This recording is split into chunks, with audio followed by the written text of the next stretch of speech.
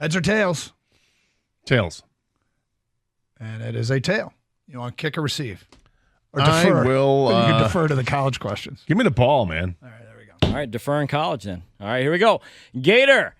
Tom Brady said this week on a podcast that he sees a lot of mediocrity in today's game. Is he right? Is this game not being played as well? Tom Brady would say that. Little humble brag about his goatness. No, in all honesty, I think there are probably some salient points in there that I never heard him make, so I'll make them for him. Lots of young coaches are getting opportunities that they didn't get before. You know, the NFL used to be like the retread league, and you'd have all these old coaches that would just go from team to team to team, and very few opportunities came the young ones' ways. But once a young coach had success, then that coaching tree branches out, and everyone's trying to find the fruit. So I think it's the young coaches getting the opportunities. I think it feels like there are more injuries than ever that also kind of muddies the waters of quality football here. So I think that there are probably a couple reasons for that, and I would agree. But I think it also is just old man Brady, like old us, hearkening back to the days of yore when the game was better. I'm not going to be critical of him. Of course not. Because you love him. I love that man. No, I'm not going to be critical of him because literally 100% of us do this. Yeah. Back in my day, and he's just having his back in my day moment. But the quarterback play is kind of off the charts. There's so many good quarterbacks in the league right now, but it feels like TB12 now is starting to sound like TB50 plus. The game is obviously different for sure. I mean, he spoke of the physicality and things like that and making quarterbacks lazy now because they don't have to worry about their players getting hurt and maybe themselves getting hurt. I think the skill level may be down a little bit, but the athleticism is way up. Guys are bigger, stronger, faster, and it's about TV ratings. We talk about it all the time, guys. Unfortunately, money plays a bigger role than anything in sports, and so maybe that's why the skill level is down, if it's down at all, and Tom Brady doesn't like it. All right, Justin Jefferson tweeted out this week that my health is way more important than your fantasy team. Earlier this year, Lamar Jackson tweeted, I don't care about your parlays or your fantasies. And, of course, these aren't the only two guys that have said something like this. Who's becoming more annoying, fantasy football guy or parlay bet guy? So parlay bet guy has made a strong appearance on the scene of late. Parlay bet guy has entered the chat. And I'll say this about parlay bet guy. Don't tell people about the parlays you almost hit. Like, I can't believe how many people want to talk about their losing bet because they came one leg short. The challenge of the parlay is that you have to hit them all. Anybody can lose a parlay. It's not special to lose a parlay. And, I mean, it's kind of like golf stories a little bit. When people get into their golf stories, oh, I don't golf. Yeah, but let me tell you what happened. Well, I don't understand what you're talking about. Yeah, but just, hey, if people ask, that's cool, but don't inundate people with your almost wins. This is tough because I think I am parlay guy to a point. But I've never been, when I used to play fantasy football, I was never the guy who would talk about fantasy. I never did. But I think people are allowed the license to talk about it if something extraordinary happened to cause them to win or lose said parlay or win or lose said fantasy game. But by and large, you don't want to hear from either of them. So I'm going to try to protect myself a little bit. And I'll just say fantasy guy is far worse. But parlay guy is making up some ground quickly. It's a tough call, guys, but my money is on parlay guy. Just because I hear from him more now. You know, the fantasy football guy is kind of gone under the radar now because parlay bet guy for reasons. Obviously, we talk about betting all the time, things like that, but we don't talk about our stories generally. And that guy it's just recency bias, I guess, but he just talks a lot more right now. Parlay bet guy. Zach Wilson has been demoted in New York, not just to the backup quarterback spot, but to the third string after 9 less than stellar starts. Is he destined to be at best a career backup in the NFL? This hurts me because, I'm a Zach Wilson guy. But kind of, yeah. I mean, at best, at this point, he doesn't look like the game is not slowed down for him to process it quickly enough to make those decisions. There's no question he's got talent. He's got NFL arm talent. He oozes the arm talent, but it's between the ears. Like I said, it hasn't slowed down. I don't know if he's got the temperament to accept that he needs to just STFU and just learn the game for a while before he can make the most of his opportunities. Being drafted number 2 didn't do him any favors because he was thrust into that starting duty right away, and perhaps he would be much better off if he were in a Jordan Love situation like they had in Green Bay, where he was able to learn from one of the best in the game for a few years and then take over. But that's not today's NFL. You get drafted that high, you're supposed to perform. Right now, it looks like backup at best. So, yeah, backup. Is he going to be a career backup? His career arc, I'm starting to get Josh Rosen vibes here, where, his talent will get him opportunities. Rosen played for 7 teams in 5 years.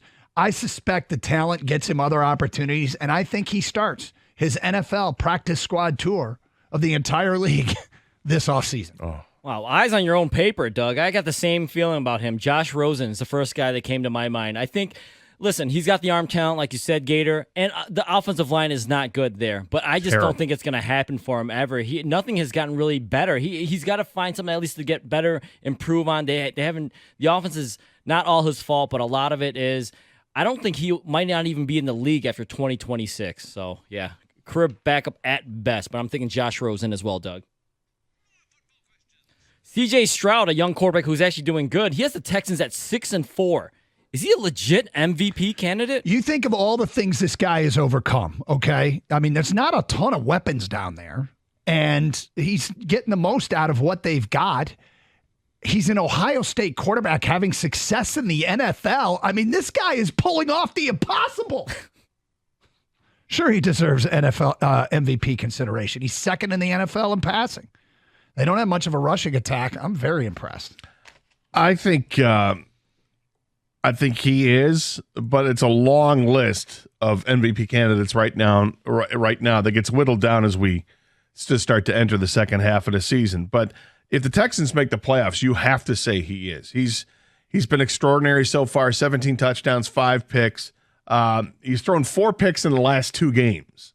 So take that into consideration. Where I think it was 14 touchdowns and 1 interception at one point. Now it's 17-5. But despite throwing those 4 interceptions, much like Jared Goff last week and throwing 3 interceptions in a game, they still won.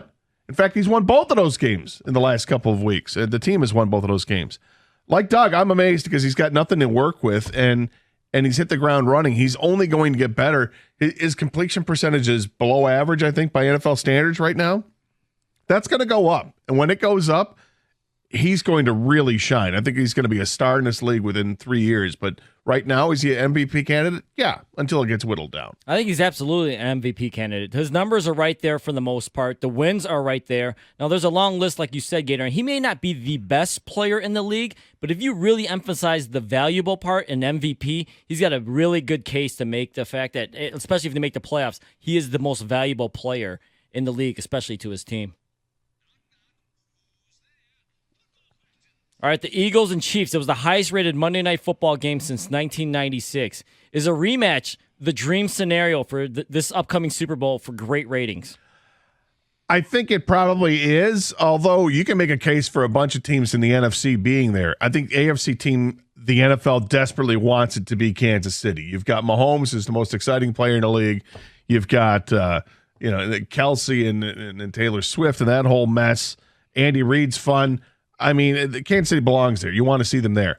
Who they play from the NFC, I do think that Philadelphia is probably the best bet to get the best ratings out of it. Again, you've got a Kelsey. You've got a rematch of these two teams that battled back, and it was a great game on Monday night. You want to see that again. But, of course, selfishly, we'd like to think that Detroit would have something to say about it. But Detroit just got on the national scene as a story this year. Philadelphia has been there. It would be a great scenario. Dude, we're on the marquee of the NFL right now. Albert Breer wrote it, and I love it.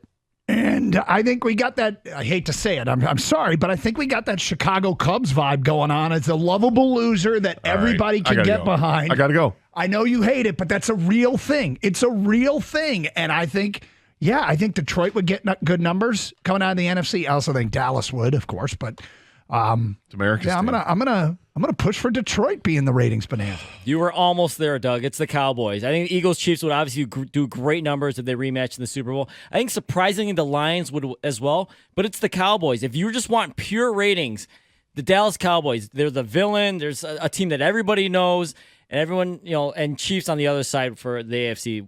Cowboys, Chiefs. San Fran would be big too, but yeah.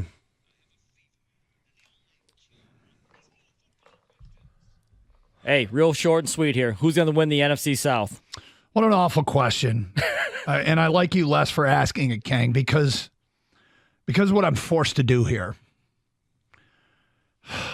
I'm taking the Saints with Jameis Winston now at quarterback. And why am I taking the Saints? Because I think they have the best offense. And offense is what drives you into the postseason in the NFL today, I believe. So I'm backing Jameis Winston. Yeah. Now, Derek Carr could come back from the concussion. Maybe that would be, but even Winston might be playing better. You want to eat a W? I don't want to do any of this, but I'm doing it. Start licking your fingers and thumbs. Look, this is a horrible division. What are you going to say, Atlanta? They're not. They keep going back and forth with their quarterbacks. You know how I feel about the quarterback in Tampa Bay. And Carolina has no shot because they're 1-9. It's New Orleans. Have you looked at their schedule the rest of the way? Aside from Detroit, they play Atlanta, Carolina, the Giants, the Rams, Tampa, and Atlanta again. One team has a winning record. That's your Detroit Lions. This is why that New Orleans gets there. They're the better of. I mean, it's not even lesser of evils. There's no evils down there. They're just the best of the worst of a bad lot, I guess. Make it for 3 for 3. I got the Saints as well. And I know, Doug, you're not a big fan of Jameis, but he actually is one of the more capable backups in this league where guys are starting rookies, undrafted free agents, all this stuff. So give me the Saints as well, guys. Did you just ask that question so I had to say Jameis Winston? Well, I couldn't find a question where you would say Tua. And that concludes the Y9 Omaha 4 down around the league blitz thingy.